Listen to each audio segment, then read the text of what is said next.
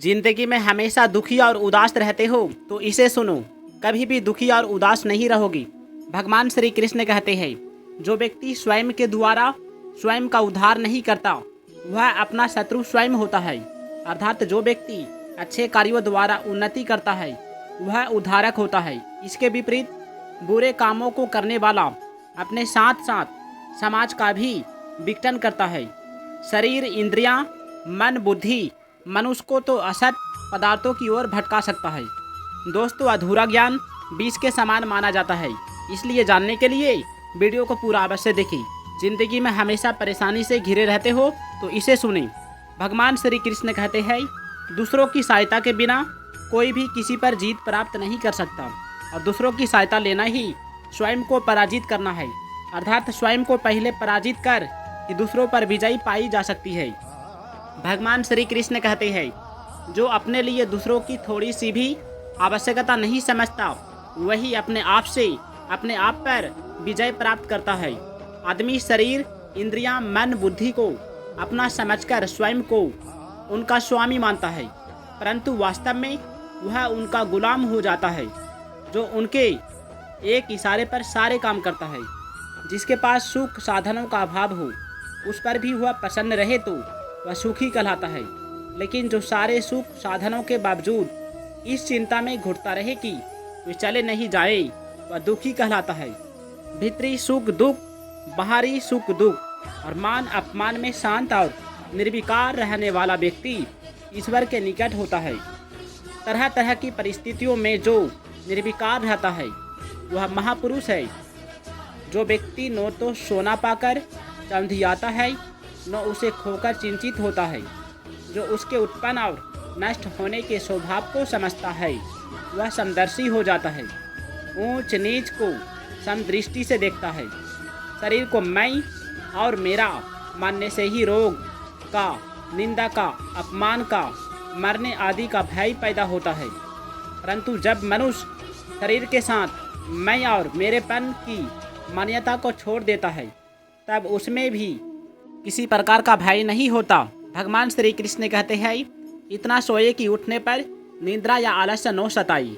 व्यक्ति को जो सुख प्राप्त है उससे अधिक सुख दिखने पर वह उसके लोभ में आकर विचलित हो जाता है। जिसके साथ हमारा संबंध है, नहीं हुआ, नहीं होगा, नहीं और होना संभव ही नहीं, ऐसे दुख स्वरूप संसार शरीर के साथ संबंध मान लिया यही दुख संयोग है। वृक्ष के एक बीज से ही मीलों तक जंगल पैदा हो सकता है, इसलिए बीज रूपी कामना का भी त्याग होना चाहिए। मैं भगवान का हूँ और भगवान मेरे है। इस प्रकार जब स्वयं का भगवान में अपनापन हो जाता है तब मन स्वतः ही भगवान में लग जाता है। भगवान श्री कृष्ण कहते हैं, पुण्य कर्म तथा ज्ञान योग से जिनके पाप नष्ट हो जाते हैं वे ही भक्ति भाव से मेरा ध्यान करते हैं, वे ही मोक्ष के अधिकारी बनते हैं। वे वृद्धावस्था, रोग, जन्म तथा मृत्यु से मुक्ति पाने के लिए मेरी शरण में आते हैं। जो चिंतन, मनन और भजन करके सदा मुझे याद करते हैं वे मोक्ष पाकर मुझ में ही लीन हो जाते हैं। भगवान श्री कृष्ण कहते हैं, सबसे बड़ी बात, मनुष्य में केवल 3 तरह के भाव पाए जाते हैं। पहला सात्विक, दूसरा राजस और तीसरा तामस। अपना कुछ स्वार्थ रखे, लेने की इच्छा रखे, तभी सात्विक, राजस और तामस ये तीनों भेद उत्पन्न होते हैं। यदि अपना कुछ स्वार्थ न रखे और दूसरों के हित की दृष्टि रखे तो ये भगवान के ही स्वरूप है। जब व्यक्ति परमात्मा के अतिरिक्त दूसरी सत्ता मानकर उसे महत्व देते हैं तभी कामना पैदा होता है। कामना पैदा होने से व्यक्ति मोहित हो जाते हैं और हम जीते रहे और भोगते रहे, यह बात उनको अच्छी लगने लगती है। इसलिए वे परमात्मा की शरण में नहीं होते बल्कि विनाशी वस्तु, पदार्थों आदि की शरण में हो जाते हैं। मनुष्य जन्म संपूर्ण जन्मों का अंतिम जन्म है।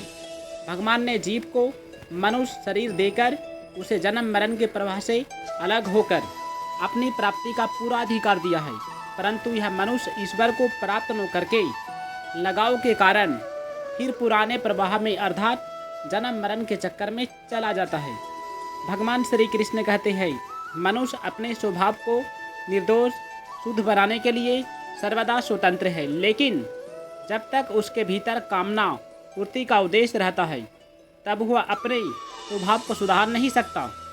भगवान की दृष्टि में सब कुछ उनका ही स्वरूप है, इसलिए भगवान में किसी के प्रति जरा भी पक्षपात नहीं होता।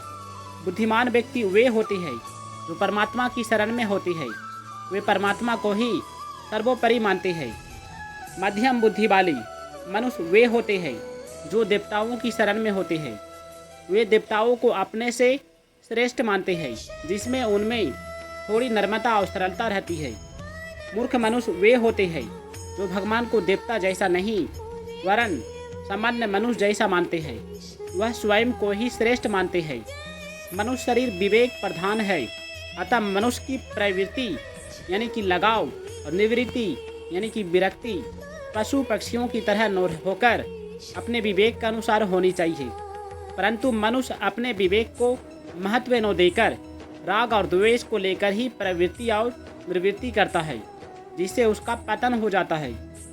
कोई युवा यह न सोचे कि उसकी अभी न वृद्धावस्था है और न मृत्यु है, अतः वह रोग मृत्यु अभी मुक्त है।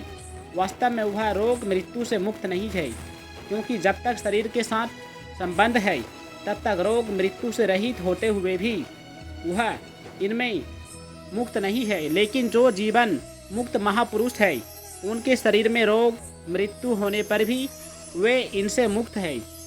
जो भगवान को सामान्य मनुष्य मानते हैं, उनके सामने भगवान प्रकट नहीं होते, उन्हें भगवत कृपा की प्राप्ति नहीं होती। भगवान श्री कृष्ण कहते हैं, जो सुनकर आप भी हैरान हो जाओगे, जो मनुष्य मुझे अजन्मा अनादि और संपूर्ण लोकों का महान ईश्वर मानता है, अर्थात दृढ़ता से स्वीकार करता है, वह मनुष्यों में ज्ञानवान और वह संपूर्ण पापों से मुक्त हो जाता है। भगवान श्री कृष्ण कहते हैं, वायु से सब चीज़ें पवित्र होती है, वायु से ही निरोगता आती है, इसे परमात्मा का ही रूप समझना चाहिए। जो मनुष्य ओम एक अक्षर प्रणव को बोलकर भगवान का स्मरण करके शरीर छोड़कर जाता है, उसे मोक्ष की प्राप्ति होता है। पर्वतों में हिमालय, नदियों में गंगा और वृक्षों में पीपल श्रेष्ठ है। जो लोग किसी के सामने नर्म निवेदन नहीं होते, झुकते नहीं, किसी महापुरुष के सामने आने पर भी नमस्कार नहीं करते, किसी के सामने मजबूरी में झुकना पड़े तो भी अभिमान पूर्वक झुकेंगे, ऐसे लोग स्वयं को सर्वश्रेष्ठ समझने की भूल में होते हैं और ऐंठ अकड़ में रहकर आसुरी प्रकृति के बने रहते हैं। दोस्तों, यदि वीडियो अच्छा लगा है तो इस वीडियो को लाइक करके चैनल को सब्सक्राइब कर दीजिएगा और कमेंट में जय श्री कृष्ण, राधे राधे अवश्य लिखिएगा। धन्यवाद। जय श्री राम।